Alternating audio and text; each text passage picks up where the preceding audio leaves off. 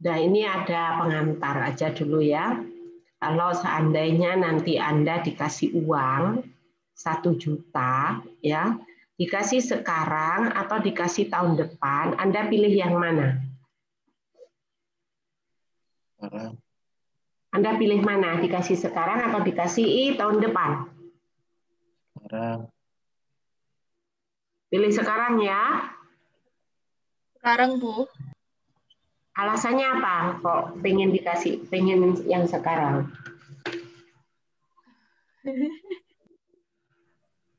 Apa alasannya? Karena kalau di sekarang nilainya mungkin lebih besar 1 jutanya, Bu, daripada Lebih tahun. besar. Terus apalagi? Dari segi nilai lebih besar. Terus apa lagi? Ya pemanfaatannya ya. Bisa digunakan lebih cepat sekarang daripada nanti-nanti. Kalau nanti-nanti kepastiannya belum tentu juga dikasih gitu ya. Tapi kalau secara ekonomi, tinjauan secara ekonomi adalah alasan yang pertama tadi. Karena nilai uang sekarang itu lebih besar daripada nilai uang 1 tahun mendatang. Ya. Kalau Anda disuruh mengembalikan pinjaman, Anda bayar pinjaman 1 juta sekarang sama 1 tahun ke depan, pilih yang mana?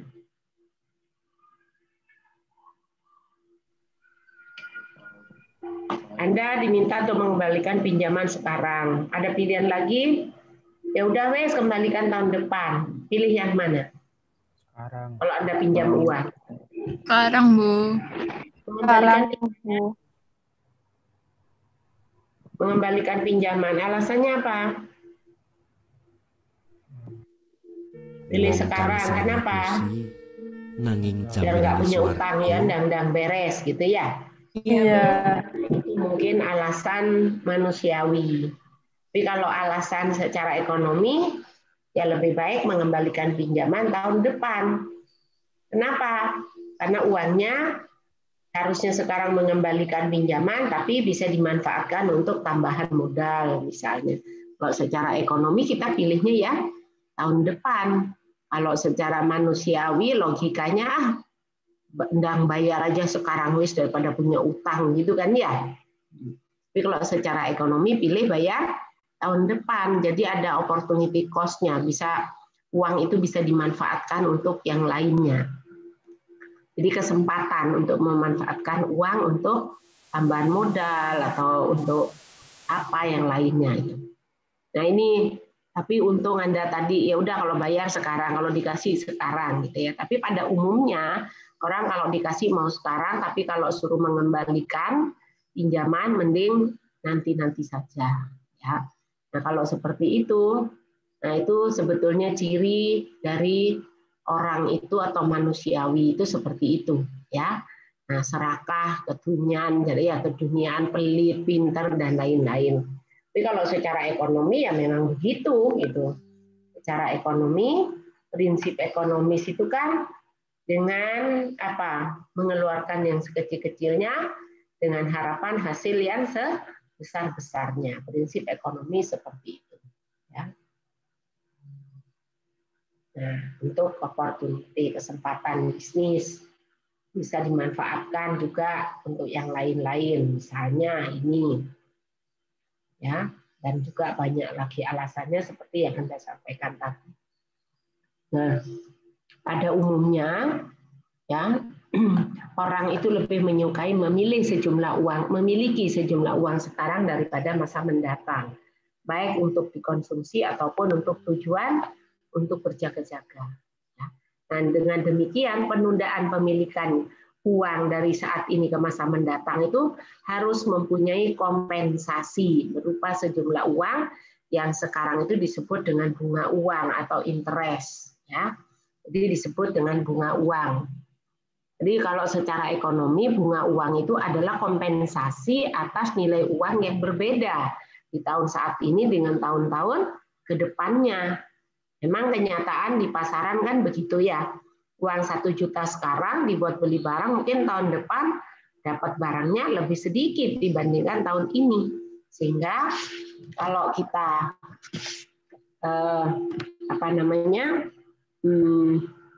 memanfaatkan uang di tahun depan itu harus ada kompensasinya supaya mendapatkan barang dengan jumlah yang sama. Ya. Jadi kita masuk ke definisi bunga uang di sini ya. Nah, karena nilai uang itu tidak sama setiap waktu, maka ada tambahan nilai atau ada kompensasi tadi, gitu ya, yang menurut ekonomi itu disebut sebagai bunga uang. Ya. Nah, nilai uang tidak sama setiap waktu, sehingga kita kenal dengan adanya inflasi. Ya, misalnya 2-15% per tahun. Ini kan nilai inflasi itu kan berubah-ubah ya. Berubah-ubah kemudian di rata-rata. Setiap hari mungkin berubah-ubah inflasinya dari suatu barang itu. Ya. Pernah dengar inflasi kan ya? Pernah ya? Ya, inflasi penurunan nilai uang. Ya. Kemudian kalau tadi bunga itu adalah tambahan nilai. Ya. Misalnya kita nabung uang di bank 100 juta. Dalam 1 bulan akan ada tambahan nilai ya, karena di situ sudah diberlakukan bunga tabungan, bunga deposito, bunga apa gitu ya. Jadi ada tambahan nilainya. Nah, tinggal suku bunganya berapa persen. Oh, kalau suku bunga deposito misalnya setahun 6% misalnya. Setahun 4%. Nah, kalau dihitung suku bunganya misalnya tadi kita nabung uang 100 juta, sebulan bisa dapat 200.000 misalnya gitu ya, bisa dapat tambahannya 200.000, berarti suku bunganya berapa? Ya tinggal dibagi 200.000 dibagi 100 juta kali 100%, maka itu suku bunganya, atau disebut dengan interest rate, perbandingan antara bunga yang dibayarkan pada suatu periode waktu, bisa bulan, bisa tahun, dengan jumlah pinjaman atau tabungan yang ada. Ya.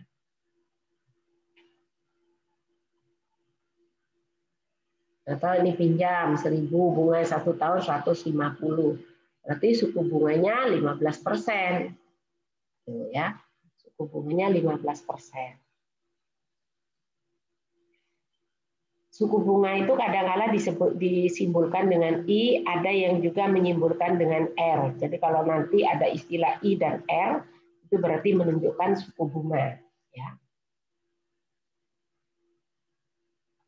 Nah ini aja, selingan aja. Manusia adalah makhluk yang lemah.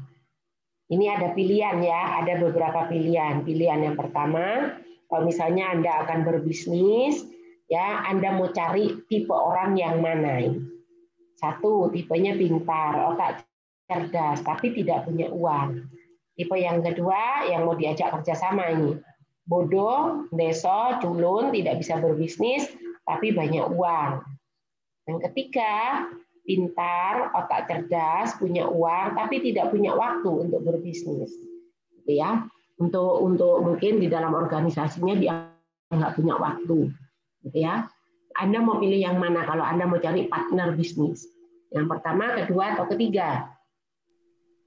Kalau bisa ketiga-tiganya ya, tapi ini kan pilihan. Harus milih salah satu. Artinya saling menutupi kekurangan dan saling melengkapi kelebihan kalau tiga-tiganya gitu ya. Nah, kalau seperti ini Anda pilih yang mana? Yang banyak uang. Yang banyak uang. Yang nomor 2. Anda mau berbisnis loh, mau partner. Apakah Anda cuma butuh uang? Enggak butuh ide-idenya, enggak butuh tenaganya gitu. Kalau kita berbisnis itu kalau cari partner yang kalau bisa yang menyeluruh gitu kan ya. Kalau bisa yang menyeluruh atau paling tidak ada yang diprioritaskan. Kalau kita cuma butuh uangnya, siapa tahu kita punya kekurangan dalam mengelolanya. Kita juga nanti akan rugi atau bisnis kita tidak akan bagus gitu karena kita tidak pintar mengelolanya. Kita pilih yang mana? Kalau ada 3 pilihan ini. Yang pertama, Bu. Pilih yang pertama. Kalau tadi ada yang pilih yang kedua, ada pilih yang ketiga. Kalau pilih pertama alasannya apa? Kenapa pilih yang pertama? Terus nanti tindakannya apa? Dia nggak punya uang kok, apa yang harus kita lakukan? Alasannya dulu deh. Alasannya dulu. Bisa pinjam Yang bank, Bu. Enggak, alasan kita pilih yang pertama apa? Karena ide tidak bisa dibeli. Karena pintar ya, cerdas, sehingga bisa pintar cerdas ini kan bisa ini jadi apa namanya harta yang tak ternilai ini, iya kan? Yang sulit dicari gitu loh, ya. Jadi ini adalah suatu kelebihan yang sangat besar ini, ya sehingga dengan kepintarannya, dengan kecerdasannya bisa membawa bisnis kita ke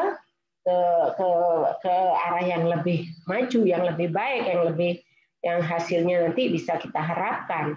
Nggak punya uang tadi kemana kita kalau nggak punya uang? Apa?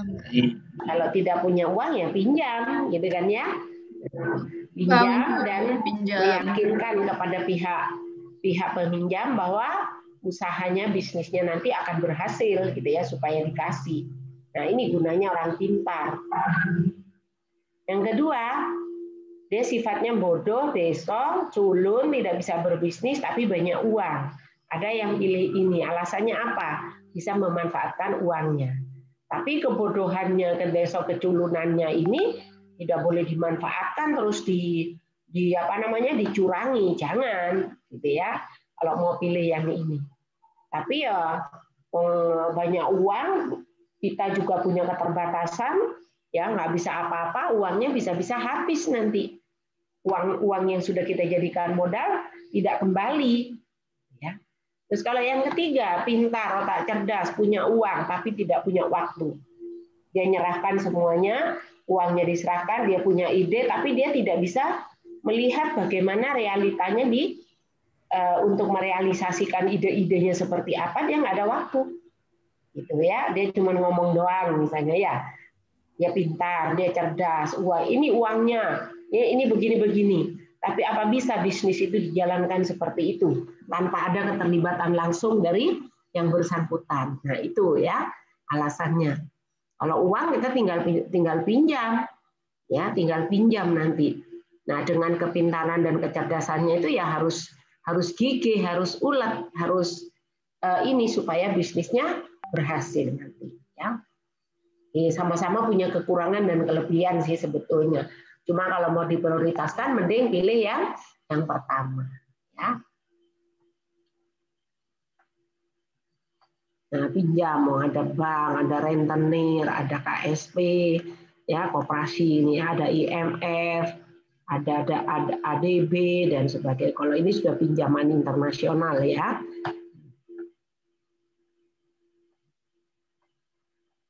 Nah, kemudian ini ada beberapa macam kredit, mungkin sekarang sudah berganti nama mungkin, ya banyak ya, cepat ya berkembang ya, kebijakan berubah, istilah-istilah juga berubah. Ada kredit investasi kecil, kredit modal kerja permanen, ada kredit canda kula, ya, ada BPR, ada BCA, bank cicilan awan-awan, atau bank cicil ini biasanya kalau di desa-desa atau di kampung-kampung BCA-nya itu jalan, ya. Pernah lihat, pernah dengar BCA? Nah, ya, jangan sampai ya kita dan keluarga kita itu terlibat di sini, karena bunganya besar, ya. Suku bunga yang diberlakukan besar dan bayarnya harian, mingguan, gitu kan ya. Kalau telat, udah dimarah-marahi, terus dimasukkan ke pinjaman pokok, didenda dan sebagainya. Akhirnya pinjaman menumpuk, nggak bisa balik, udah bingung gitu ya. Akhirnya lari orangnya, gitu kan ya, menghindar terus. Jadi jangan sampai kita lebih besar pasak daripada tiang.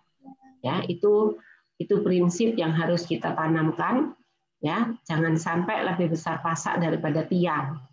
Bingung nanti kita kebingungan sendiri ditagih orang nanti ya.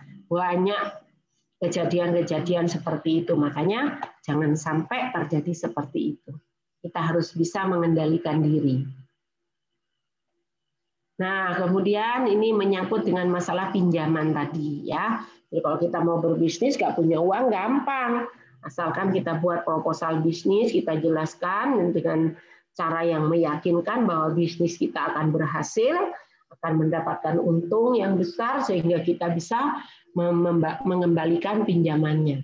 Nah, ini ada beberapa cara pengembalian pinjaman. Ya, kenapa kita perlu mengetahui cara-cara pengembalian pinjaman? Ya, supaya kita bisa menilai. Ya, oh kalau kita pinjam cara pengembaliannya yang ini, ya nanti begini-begini, cara pengembaliannya begini, besarnya sekian. Kita bandingkan dengan cara-cara yang ada, mana yang menguntungkan bagi kita. Ya, jadi kalau kita menilai atau mengevaluasi pengembalian pinjaman, ya kalau bisa itu jumlah pinjamannya yang sesedikit mungkin dan selama mungkin, itu yang menguntungkan bagi kita. Tapi bank itu kan punya cara sendiri. Nah, oleh karena itu kita harus bisa mengevaluasi cara pengembalian yang ditawarkan oleh bank supaya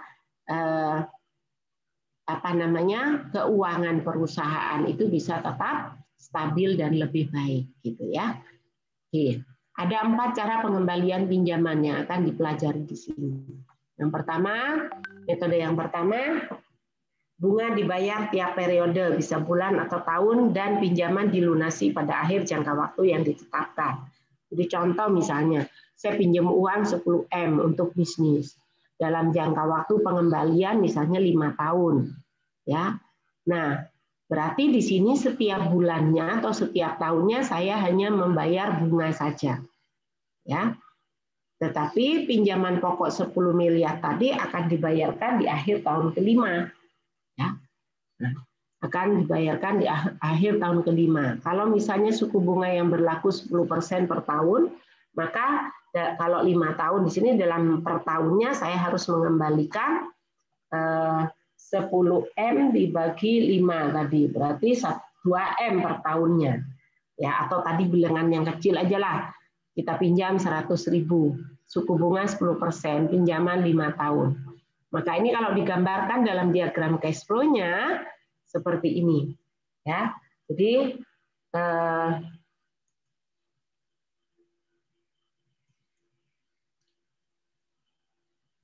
pendapatan itu arahnya ke atas, pengeluaran itu arahnya ke bawah, ya.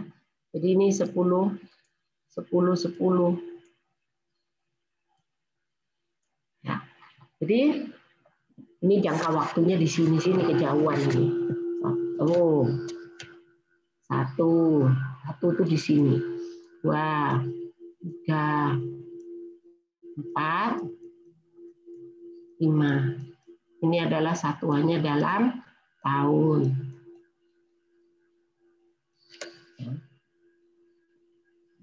Jadi di tahun ke-0 kita mendapatkan pinjaman, berarti berupa penerimaan atau pendapatan sebesar 100.000. Pengeluarannya di sini kita harus bayar bunga 10% ya per tahunnya, berarti 10% dari 100.000, 10.000. Kita bayarkan 10.000. Ya, kita bayarkan setiap tahunnya 10.000, 10.000, 10.000. Tapi pinjaman pokok ini di akhir periode harus kita bayarkan sehingga kita bayar 110. Ini adalah 10.000 ditambah dengan 100.000 pinjaman pokoknya. Sehingga sama dengan 110.000. Ini cara yang pertama. Kalau kita sajikan dalam bentuk tabel ya seperti ini. Pada akhir tahun ke-0, tiap bunganya belum ada. Jumlah yang dipinjam sebelum akhir tahun kita belum pinjam. Sebelum akhir ya. Kalau ini jumlah pinjaman pada akhir tahun ya segini. Pembayaran tiap akhir tahun belum, karena kita masih belum pinjam. Baru pinjamnya di akhir. Sehingga di sini belum dikenakan bunga di tahun ke-0. Baru pada tahun ke-1 sudah dikenakan bunga, sehingga jumlah pinjaman sebelum akhir tahun 110, tapi kita bayar di akhir tahun sehingga jumlah pinjamannya tetap 100 pada akhir tahun. Demikian seterusnya sampai pada tahun kelima. Baru pada tahun kelima ini, pada akhir tahun bayar 110, sehingga pinjaman kita di akhir tahun sudah lunas, karena kita sudah bayar sebanyak 110. Ini cara yang pertama. Cara yang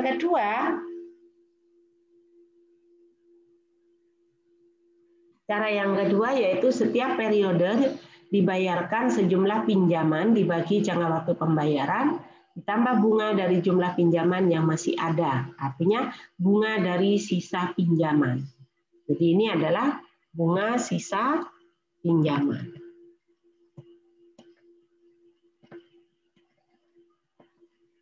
Bunga sisa pinjaman. Berarti pinjaman dibagi jangka waktu, ini pinjaman pokoknya tadi 100 dibagi 5 berarti 20.000. Sehingga pada tahun ke-1 kita akan bayar sebesar 100.000 dibagi 5 tambah 10% dari 100, berarti 30.000 kita bayar. Pada tahun kedua sisa pinjaman kita tinggal 80%, karena 20.000 ini sudah kita bayar di tahun ke-1. Jadi kan sisanya 80, sehingga bunganya 10% dari 80. Sehingga yang kita bayarkan tahun kedua 28.000. Tahun ketiga kita bayar sisa pinjaman kita 60.000, sehingga kita bayar 26. Pada tahun keempat sisa pinjaman kita 40.000, sehingga kita bayar total 24.000. Pada tahun kelima sisa pinjaman kita 20.000, bunganya adalah 10% dari 20.000, sehingga yang kita bayarkan 20 tambah 2.000 jadi 22.000. Ini cara yang kedua. Kalau disajikan di dalam tabel seperti ini. Ini adalah diagram cash flow-nya. Ya. Kemudian kalau disajikan dalam bentuk tabel seperti ini. Ya. Sisa pinjaman di akhir tahun ya segini. Kemudian bunganya 10%. Jadi kalau ini bunganya 10% dari ini, kalau ini bunganya 10% dari ini, 10% dari ini, 10% dari ini, 10% dari ini. Ya, pada akhir tahun kelima lunas. Ya, kalau yang ketiga dibayar secara merata. Pembayaran kembali pinjaman ditambah bunga secara merata tiap periode untuk jangka waktu yang ditetapkan. Ya, ini ada pakai bunga biasa, ada pakai bunga ganda.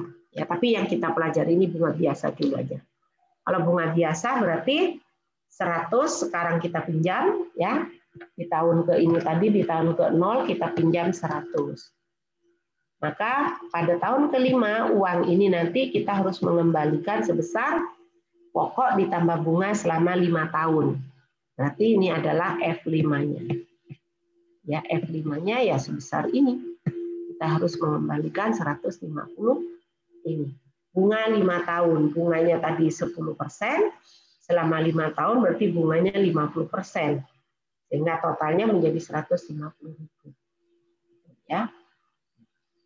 Nah, kalau total 150.000 dibagi 5 berarti setiap bulan, setiap tahunnya kita akan bayar secara merata sebesar 30.000. Itu kalau pakai bunga biasa ini.